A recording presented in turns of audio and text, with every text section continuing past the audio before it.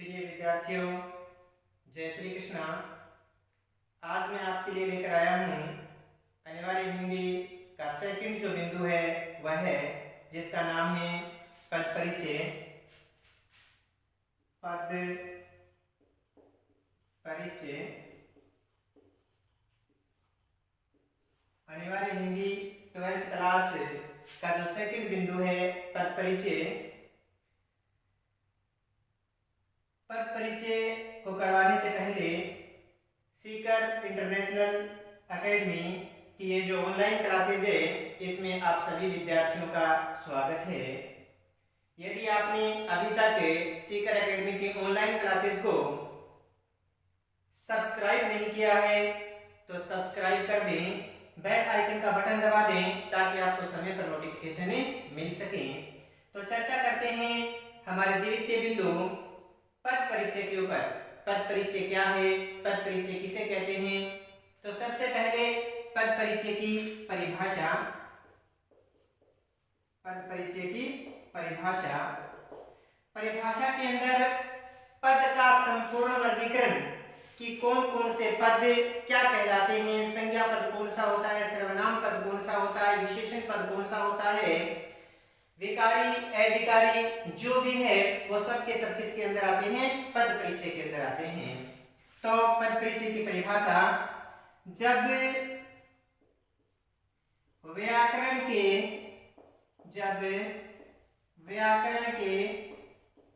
नियमों के जब व्याकरण के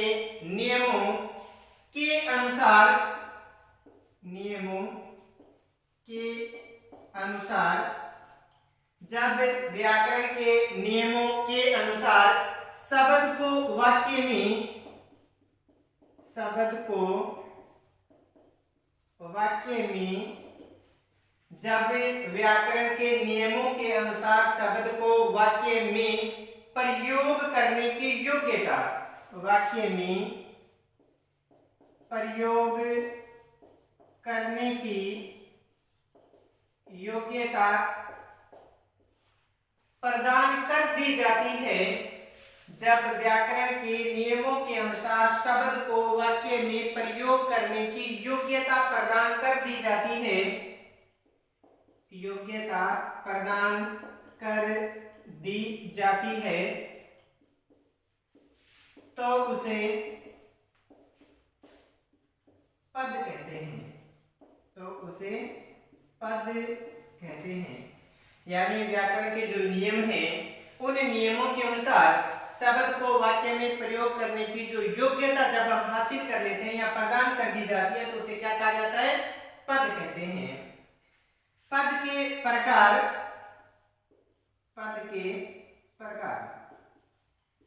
पद के दो प्रकार होते हैं। पद जो हैं वो दो प्रकार के होते हैं। कितने प्रकार के? दो प्रकार के। सबसे पहला नंबर एक विकारी पद और दूसरा है अविकारी पद। विकारी पद और अविकारी पद। तो पद के दो प्रकार होते हैं, विकारी पद और अविकारी पद। तो सबसे पहले लेते हैं हम विकारी पद को।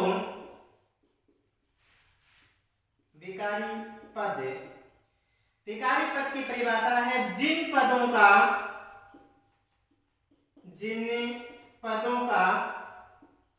स्वरूप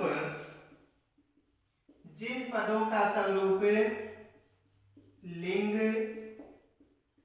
वचन, काल, कारक।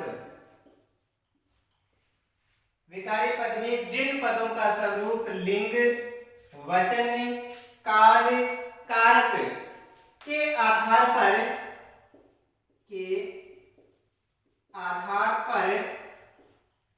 परिवर्तित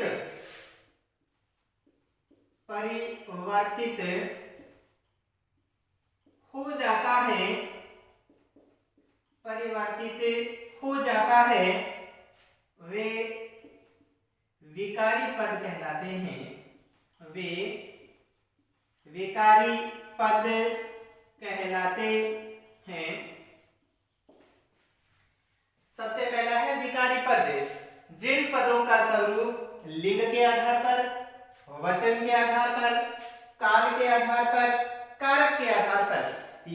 परिवर्तित हो जाए, बदल जाए, तो कौन से पद कहलाएंगे?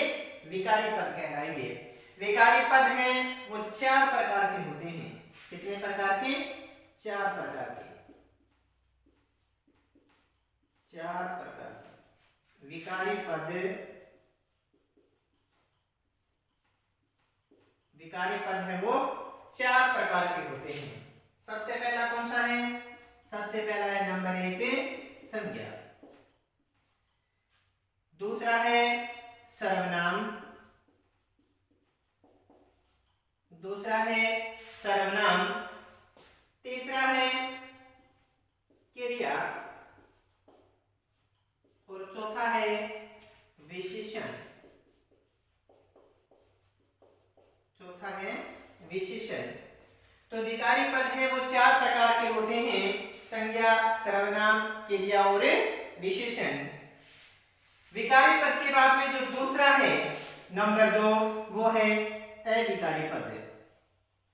पहला तो था विकारी पद, दूसरा है अविकारी पद। विकारी पद के अंदर तो लिंग, वचन, काल और कारक के आधार पर स्वरूप में क्या हो रहा था? परिवर्तन हो रहा था, लेकिन अविकारी पद में क्या होगा?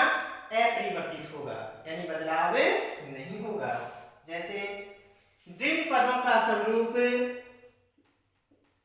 जिन पदों का स्वरूप लिंग, वचन, काल, कारक के आधार पर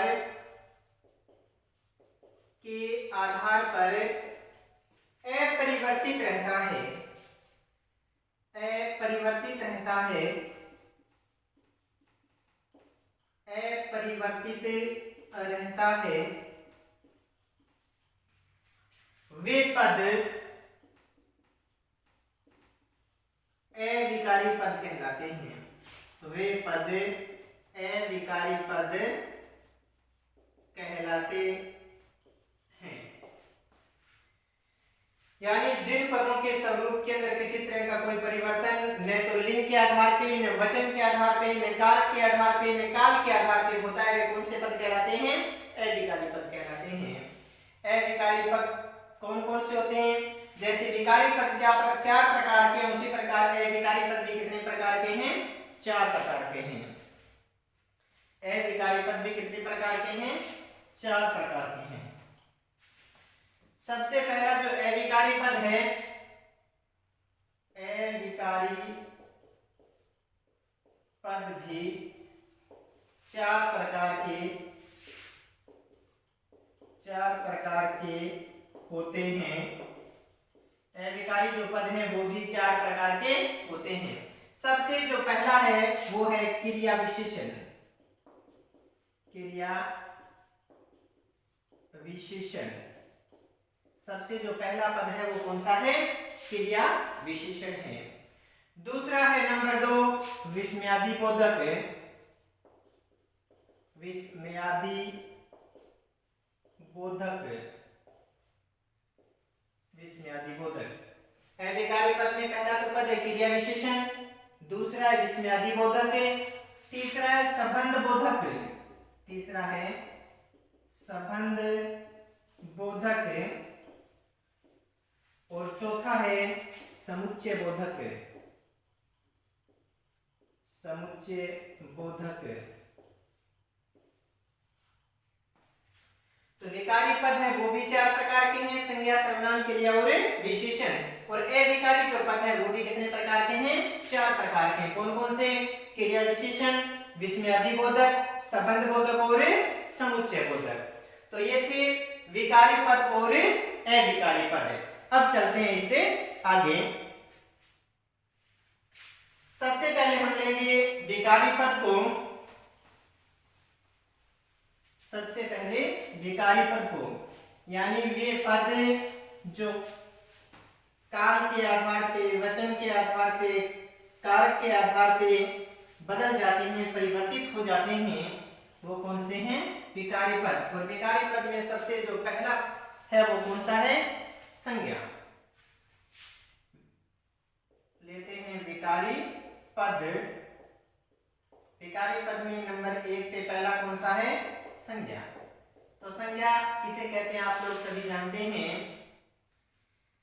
किसी वस्तु, व्यक्ति, स्थान, दशा, भाव के नाम को क्या कहा जाता है? संज्ञा कहा जाता है। किसी व्यक्ति, वस्तु, स्थान, गुण, भाव, दशा आदि को संज्ञा कहा जाता है। किसी व्यक्ति, वस्तु, स्थान, गुण, भाव, दशा आदि के नाम को क्या कहते हैं? आदि के नाम को क्या कहा जाता है? संज्ञा कहा जाता है। संज्ञा के प्रकार, आप सभी लोग जानते हैं संज्ञा कितने प्रकार की होती है? संज्ञा 3 प्रकार की होती है। कौन कौन सी? व्यक्तिवाचक संज्ञा, नंबर 2 जातिवाचक संज्ञा, नंबर 3 भाववाचक संज्ञा। तो सबसे पहले कौन सी है? व्यक्तिवाचक संज्ञा। व्यक्तिवाचक संज्ञा, व्यक्तिवाचक संज्ञा। व्यक्तिवाचक संज्ञा किसे कहते हैं? जिस संज्ञा से किसी व्यक्ति, वस्तु, स्थान के नाम का क्या होता है? बोध होता है। जिस संज्ञा से किसी व्यक्ति, वस्तु, स्थान के नाम का बोध होता है,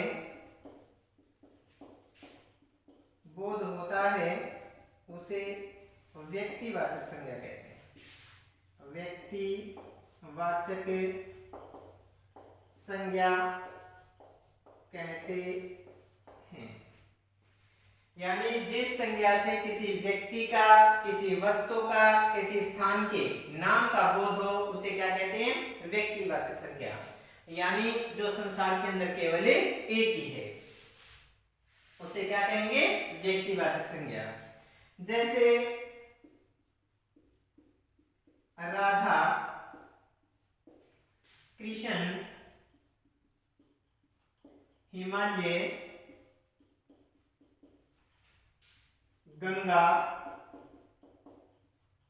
यमुना, सूर्य, ये सभी क्या हैं? ये सभी व्यक्तिवाचक संज्ञा के उदाहरण हैं। राधा, कृष्ण, हिमालय, गंगा, यमुना, सूर्य, क्योंकि संसार में क्या है? एक ही है। यानी संसार में जो केवल एक ही है, सिंगल है, वो क्या कहलाएंगे? व्यक्तिवाचक संज्ञा कहलाएंगे। नंबर 2 है जातिवाचक संज्ञा। जातिवाचक संज्ञा, दूसरी जो संज्ञा है वो है जातिवाचक संज्ञा। जिस संज्ञा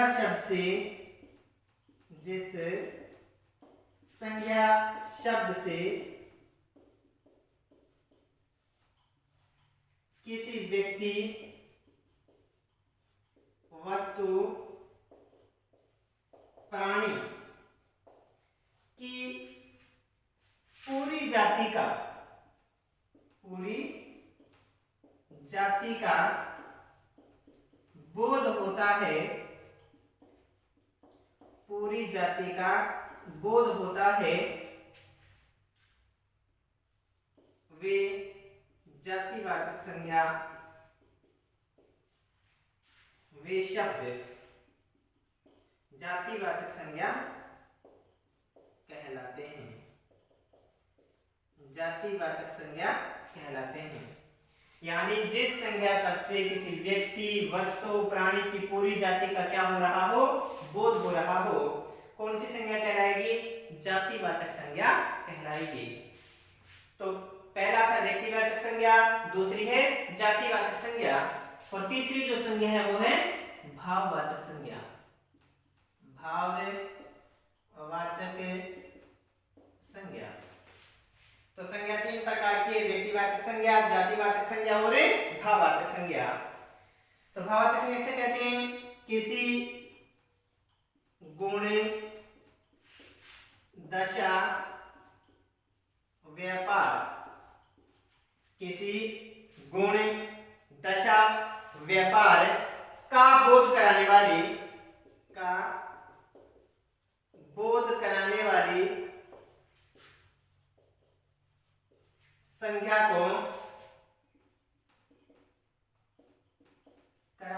संज्ञा को भाववाचक संज्ञा कहते हैं। भाववाचक संज्ञा कहते हैं। किसी गुण, दशा, व्यापार का बोध कराने वाली जो संज्ञा है वो क्या कहलाएगी? भाववाचक संज्ञा कहलाएगी। जैसे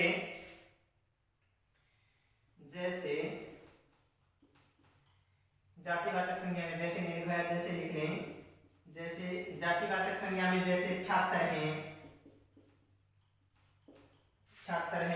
पुस्तक, फल, ये सभी किसके उदाहरण हैं? जातिवाचक संज्ञा के उदाहरण हैं। स्त्री, संपूर्ण स्त्री जाति का बोध करवा रही है, इसलिए क्या हो गया? जातिवाचक संज्ञा।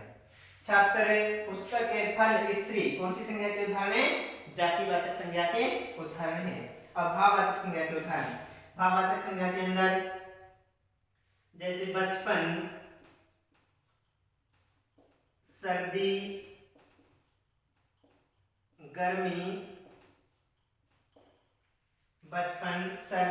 गर्मी, उन्नति, प्रेम,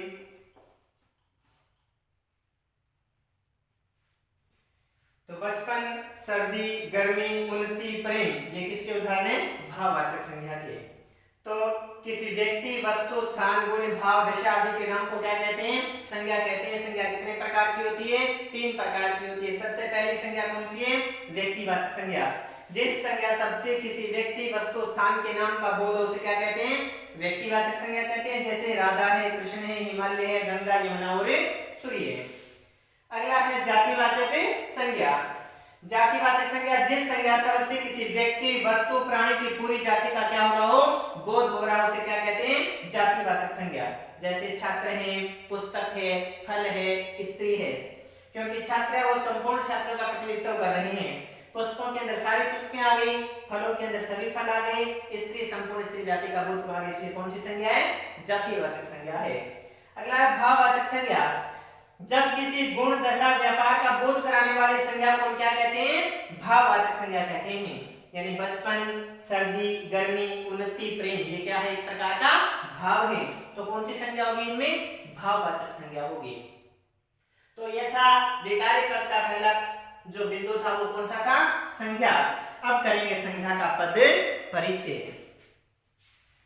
संज्ञा का पद परिचय साथ साथ करेंगे। पद परिचय भी, संज्ञा का भी, सर्वनाम का भी, क्रिया का भी और विशेषण का भी। यानी साथ के साथ इनकी व्याख्या करेंगे और साथ के साथ इनका पद परिचय करेंगे। क्रिया जो है आप 6 क्लास से लेकर के 12वीं क्लास तक निरंतर पढ़ते आ रहे हो। संज्ञा, सर्वनाम, क्रिया, विशेषण, तो इसमें ज्यादा समझाने वाली बात नहीं है। हम आते हैं अपने मूल बिंदु पद परिचय पे। तो संज्ञा का पद परिचय। संज्ञा का पद परिचय। संज्ञा का पद परिचय। पद परिचय जो है वो आपके 2 अंकों का है। सिंपल टॉपिक है, आसानी से समझ में आ जाएगा। संज्ञा का जो पद परिचय उसके 5 बिंदु है। सबसे जो पहला बिंदु है वो है संज्ञा का प्रकार। संज्ञा का प्रकार। संज्ञा के पद परिचय के 5 बिंदु है और पहला बिंदु कौन सा है? संज्ञा का प्रकार। नंबर 2 लिंग। नंबर 3 वचन। संज्ञा का प्रकार लिंग वचन है। और नंबर 4 है कारक। नंबर 4 है कारक। और नंबर 5 है क्रिया से संबंध, यानी वाक्य की जो भी क्रिया उस क्रिया से क्या संबंध है, क्रिया से संबंध। तो संज्ञा के पद परिचय के ये 5 बिंदु है। सबसे पहला बिंदु है संज्ञा का प्रकार, दूसरा है लिंग, तीसरा है वचन, चौथा है कारक और पांचवा है क्रिया से संबंध। तो जैसे सबसे पहला उदाहरण लेते हैं, राधा पुस्तक पढ़ती है। राधा पुस्तक पढ़ती है, ऐसा लाइन दिया होगा पेपर के अंदर, तो किसी एक शब्द को अंडरलाइन किया हुआ होगा। किसी एक शब्द को क्या किया होगा, अंडरलाइन किया होगा। आपसे पूछेगा कि रेखांकित जो शब्द है उसका पद परिचय कीजिए। तो राधा का पद परिचय करना, तो सबसे पहले क्या लिखेंगे, राधा। राधा का पद परिचय करने के लिए अब राधा क्या है, कौन सी संज्ञा है, व्यक्तिवाचक संज्ञा है, जातिवाचक संज्ञा या फिर भाववाचक संज्ञा। तो राधा क्या है, अपने आप में एक ही है, तो कौन सी संज्ञा हो जाएगी, व्यक्तिवाचक संज्ञा। व्यक्तिवाचक संज्ञा। अब आपको क्या करना है, कोमा लगानी है। व्यक्तिवाचक संज्ञा। दूसरा जो पद है वो क्या है, लिंग। तो राधा का लिंग कौन सा है, स्त्रीलिंग। स्त्रीलिंग, फिर कोमा, उसके बाद में वचन। वचन कौन सा है, एक वचन या फिर बहुवचन। तो राधा एक है या फिर अनेक है, तो राधा एक है इसलिए कौन सा आएगा, एक वचन। एक वचन यानी एक के लिए तो आता है एक वचन और एक से अधिक को तो आता है बहुवचन। वचन दो प्रकार के होते हैं, एक वचन और बहुवचन। तो क्या आ गया, एक वचन। उसके बाद में आपको बताना है कारक। कारक कौन सा है इसमें, राधा पुस्तक पढ़ती है, तो पुस्तक पढ़ने का काम कौन कर रहा है, राधा कर रही है। तो राधा इस वाक्य की क्या है, कर्ता। तो कारक कौन सा हो जाएगा, कर्ता कारक। कर्ता कारक, फिर कोमा। अब क्रिया से संबंध बताना है, तो इस वाक्य में क्रिया कौन सी है, पढ़ती है। पढ़ती तो क्या है, मुख्य क्रिया, और है क्या है, वो है सहायक क्रिया। पढ़ती तो मुख्य क्रिया और है क्या है, सहायक क्रिया। तो पढ़ती है जो क्रिया है उसका क्या संबंध है, किसके साथ, राधा के साथ। तो क्या आ जाएगा, पढ़ती है क्रिया की कर्ता। पढ़ती है क्रिया की कर्ता, तो राधा क्या होगी, पढ़ती है क्रिया की कर्ता। तो ये हो गया राधा का पद परिचय। यानी लाइन दी होगी, किसी एक शब्द को क्या किया गया होगा, रेखांकित किया गया होगा। आपसे पूछेगा रेखांकित शब्द का पद परिचय कीजिए। तो पद परिचय में राधा क्या है, संज्ञा शब्द है। तो संज्ञा के पद परिचय के कितने बिंदु है, 5 बिंदु है। संज्ञा का प्रकार, लिंग, वचन, कारक और क्रिया से संबंध। तो सबसे पहले हम जिसका भी पद परिचय करना है उसका नाम लिखेंगे। राधा को अंडरलाइन किया है, रेखांकित किया है, तो सबसे पहले राधा आ जाएगा। पढ़ती को रेखांकित किया तो पहले पढ़ती आ जाएगा। पुस्तक को रेखांकित किया तो पहले पुस्तक आ जाएगा, फिर उसका पद परिचय करना है। यहाँ पे राधा को रेखांकित किया गया, तो राधा क्या है, व्यक्तिवाचक संज्ञा है। लिंग कौन सा है, स्त्रीलिंग है। वचन कौन सा है, एक वचन है। कर्ता कौन सी है, कर्ता कारक है। क्रिया कौन सी है, पढ़ती है। तो पढ़ती है क्रिया की राधा क्या है, कर्ता है। तो क्या आ जाएगा, पढ़ती है क्रिया की कर्ता। दूसरा उदाहरण, पूजा आम खा रही है। खा रही है, पूजा आम खा रही है। अब आम को रेखांकित कर दिया इसने। कि रेखांकित शब्द का पद परिचय कीजिए। तो सबसे पहले आप क्या लिखोगे? आम लिखोगे, आम। अब आम का पद परिचय करना है। तो आम में कौन सी संज्ञा है? जातिवाचक संज्ञा है, कि व्यक्तिवाचक संज्ञा है, कि भाववाचक संज्ञा है? तो आम में कौन सी संज्ञा है? जातिवाचक संज्ञा, क्योंकि आम के अंदर सभी तरह के आम आगे, चाहे वो देसी आम हो, चाहे वो लंगड़ा हो, चाहे वो दशहरी हो, कोई सा भी हो, यानी आम के अंदर सभी आम आगे। यदि विशेष नाम दिया तो जैसे दशहरी आम, लंगड़ा आम, देसी आम, फिर तो क्या हो जाता? व्यक्तिवाचक संज्ञा। लेकिन यहाँ यह आम जाति का बोध करा रहा है, इसलिए क्या हो जाएगा? जातिवाचक संज्ञा। जातिवाचक संज्ञा, कोमा। अब क्या बताना है? लिंग। तो आम का लिंग कौन सा होता है? आम स्त्रीलिंग होता है, पुल्लिंग होता है? तो आम का जो लिंग है कौन सा आ जाएगा? पुल्लिंग। आम का लिंग क्या हो जाएगा? पुल्लिंग। कभी ऐसा कहते हो क्या? आम खाई, ऐसा ही कहते हो आम खाया, मतलब क्या है? पुल्लिंग। तो आम का लिंग क्या हो गया? पुल्लिंग। वचन, पूजा आम खा रही है, तो बताओ एक वचन है या बहुवचन है? क्योंकि एक समय वो एक ही तो आम खाएंगे, इसलिए क्या हो गया? एक वचन, एक वचन। अब बताना है कारक, इसमें कारक कौन सा है? पूजा आम खा रही है, तो आम क्या है इस वाक्य में? पूजा इस वाक्य में क्या है? कर्ता है, यानी संज्ञा है। खा रही है क्या है? क्रिया है। आम इस वाक्य में क्या है? कर्म है। तो आपको बताना है कारक कौन सा खा रही है? किसको खा रही है? आम को की विभक्ति क्या है? किसकी विभक्ति है? को। पूजा आम को खा रही है, को किसकी विभक्ति होगी? कर्ता ने कर्म को। तो कारक कौन सा आ जाएगा? कर्म कारक, कर्म कारक। कारक के बाद में आपको बताना है क्रिया से संबंध। तो खा रही क्रिया का आम से क्या संबंध है? तो यह खा रही क्रिया का क्या है? कर्म है। तो आगे क्या आ जाएगा? खा रही क्रिया का, खा रही क्रिया का कर्म, खा रही क्रिया का कर्म। तो ये हो गया आम का पद परिचय। पूजा आम खा रही है, आम को रेखांकित किया गया है। आपसे पूछा है कि रेखांकित जो शब्द है उसका पद परिचय कीजिए। तो आम कौन सा है?